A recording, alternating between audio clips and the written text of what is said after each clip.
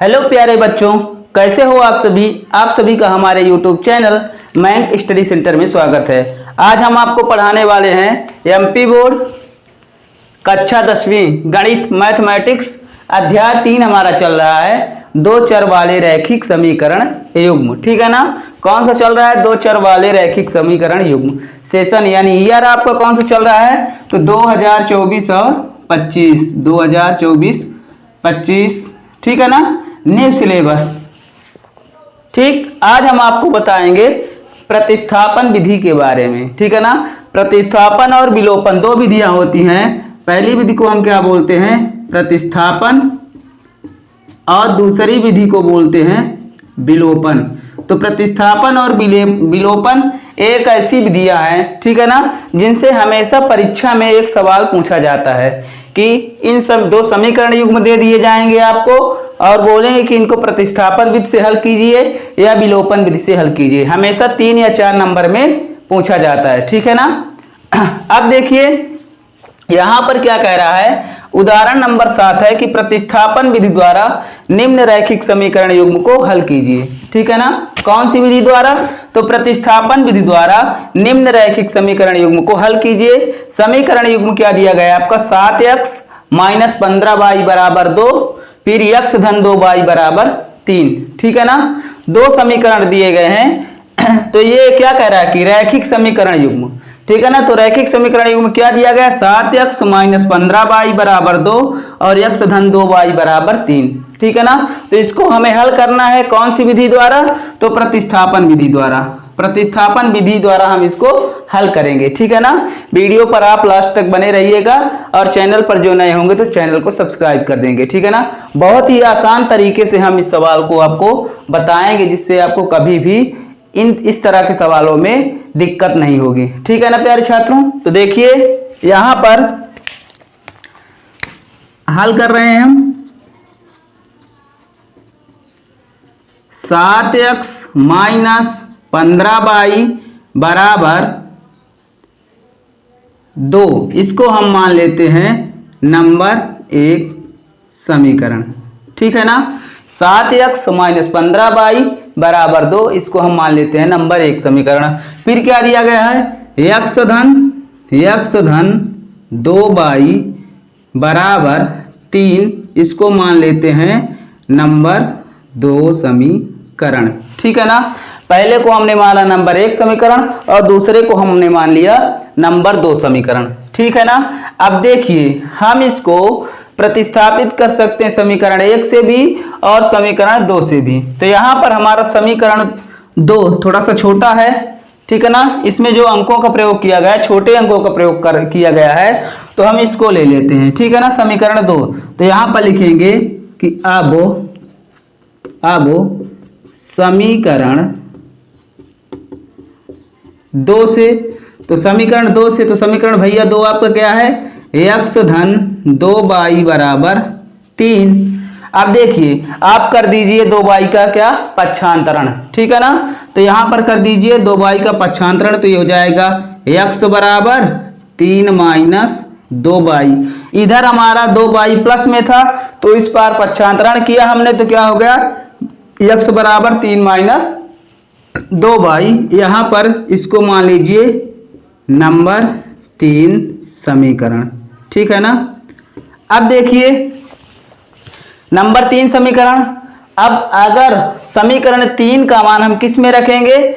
समीकरण 1 में। ठीक है ना, जो 2 से समीकरण 3 हमने बनाया है, तो समीकरण 3 का मान किस में रखेंगे? समीकरण 1 में। ठीक है ना, तो यहां पर हम लिखेंगे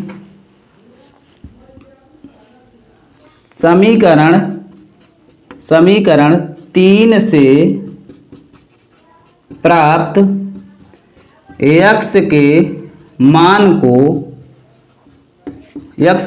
को समीकरण 1 में प्रतिस्थापित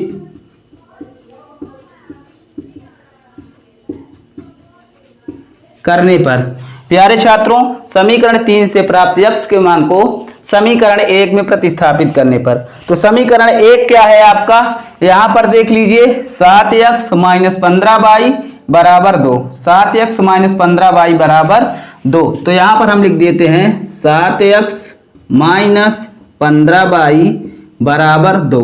अब देखिए समीकरण 3 से प्राप्त x के मान को, तो यहाँ पर 7x है तो यहाँ पर हम 7 लिख देते हैं, परंतु x का मान कितना है, x का मान ये है ना यहाँ पर, तो 3 माइनस 2y, तो x की जगह पर हम क्या रख देते हैं 3 माइनस 2y। तो यहाँ पर देखिए 3 माइनस 2y, फिर अलग से क्या है माइनस 15y, तो इसको कर देते हैं माइनस 15y बराबर 2।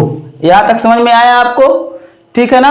अब देखिए 7 का कर दीजिए मल्टीप्लाई, तो यहाँ पर हम 7 का मल्टीप्लाई करेंगे तो 7 त्रिका 21, फिर 7 दूना 14, तो माइनस 14y, फिर देखिए ये 15y अलग से है तो हम इसको लिख देते हैं माइनस 15y बराबर 2। ठीक है ना, यहाँ तक आपको कोई प्रॉब्लम ना हुई होगी। ठीक प्यारे छात्रों, एक लाइक तो बनता है, हम आपके लिए मेहनत कर रहे हैं। देखिए पसीना पसीना हो गए, गर्मी का माहौल है, इतनी सुविधा अपने पास नहीं है, ठीक है ना, कि इस पसीने को रोका जाए। अब देखिए यहाँ पर 21 माइनस 14y माइनस 15y, यहाँ पर माइनस 14y और माइनस 15y पर गौर कीजिए, ये ऋण 14y है, ये ऋण 15y, ठीक है ना। तो ऋणात्मक मान है, ऋण ऋण आपस में जुड़ेंगे लेकिन चिन्ह क्या रहेगा, ऋणय रहेगा। तो ये क्या हो जाएगा यहाँ पर 21 माइनस 14y और माइनस 15y, तो कितना हो जाएगा 15 10 35, 15 10 25 4 29, ठीक है ना। तो यहाँ पर कितना आ जाएगा 29y बराबर 2। प्यारे छात्रों कितना आया 21 माइनस 29y बराबर 2। अब देखिए आप 21 का कर दीजिए पक्षांतरण, तो यहाँ पर हम 21 का पंचांतरण कर रहे हैं तो हो जाएगा माइनस 29y बराबर 2 माइनस 21। तो यहाँ पर क्या बचेगा भैया माइनस 29y बराबर माइनस 21 में से 2, ठीक है ना, 2 में से माइनस 21 घट रहा है तो कितना बचेगा माइनस 19। अब यहाँ पर देखिए ये माइनस माइनस माइनस प्लस, इधर देखिए 29y, y के गुणे में 29 है तो इधर काय में आएगा, इधर गुणे में है तो इधर भाग में आएगा, तो ये हो जाएगा y बराबर 19 बटा 29।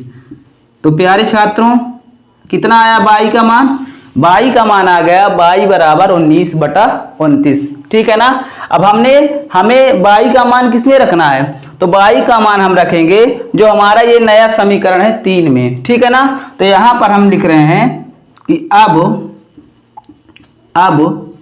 y का मान समीकरण 3 में रखने पर, ठीक है प्यारे छात्रों, y का मान हम समीकरण 3 में रख रहे हैं। देख लीजिए आपके लिए कितना पसीना बहा रहे हैं, ठीक है ना, कितनी मेहनत कर रहे हैं। और आप लोग एक सब्सक्राइब कर दिया करिए, ठीक है ना, चैनल पर जो नए तो चैनल को सब्सक्राइब कर दे, एक लाइक तो कर दिया करिए, ठीक, और कमेंट में लिखिए कि हम यहाँ से वीडियो देख रहे हैं। तो यहाँ पर देखिए अब y का मान समीकरण 3 में रखेंगे। अब भैया समीकरण 3 आपका क्या है, ये वाला है ना, x बराबर 3 माइनस 2y, x बराबर 3 माइनस 2y, ठीक है ना। तो यहाँ पर हो जाएगा x बराबर 3 माइनस 2y, y का मान कितना है 19 बटे 29, तो यहाँ पर हो जाएगा आपका 2 गुणे 19 बटा 29। तो प्यारे छात्रों इनका क्या होगा आपस में गुणा होगा, तो ये हो जाएगा 3 माइनस 19 दूना 38, 38 बटा 29, ठीक है ना। अब देखिए यहाँ पर x बराबर 3 माइनस 38 बटा 29, तो यहाँ पर देखिए 3 के बटे में कुछ नहीं है यानी 1 है, जब कुछ नहीं है तो यानी 1 है, इनका एलसीएम कितना आएगा 29 आएगा, तो ये हो जाएगा आपका x बराबर 29, ठीक है ना। यहाँ पर देखिए 1 का भाग 29 और 1 का पहाड़ा पढ़िए 29 में भाग दे रहे हैं तो कितनी बार जाएगा 29 बार, तो 3 का गुणा कर दीजिए अब 29 में, तो 3 नमा 27, फिर 3 दूना 6, 3 नमा 27, 3 दूना 6 2 8, ठीक है ना। अब माइनस 29 से कम 29 और 1 का गुणा 38 में तो 38 से कम 38। ठीक है ना। अब यहाँ पर देखिए कितना आ जाएगा आपका ये x बराबर, ठीक है ना, ये 7 है, नहीं घटेगा, 17, 17 में से 8 गया 9, यानी कितना बचेगा 49/29। x बराबर कितना आ गया 49/29, ये आपका आ गया x का मान। ठीक है ना। तो इसमें क्या कहा था कि इसके हल ज्ञात कीजिए। तो x बराबर 49/29 और y बराबर कितना आया आपका, y बराबर आपका आया था 19/29। तो अंत में हमें क्या लिख देना है, अतः यहाँ पर लिख दे रहे हैं हम, जगह थोड़ी सी कम है तो यहाँ पर लिख दे रहे हैं लास्ट में,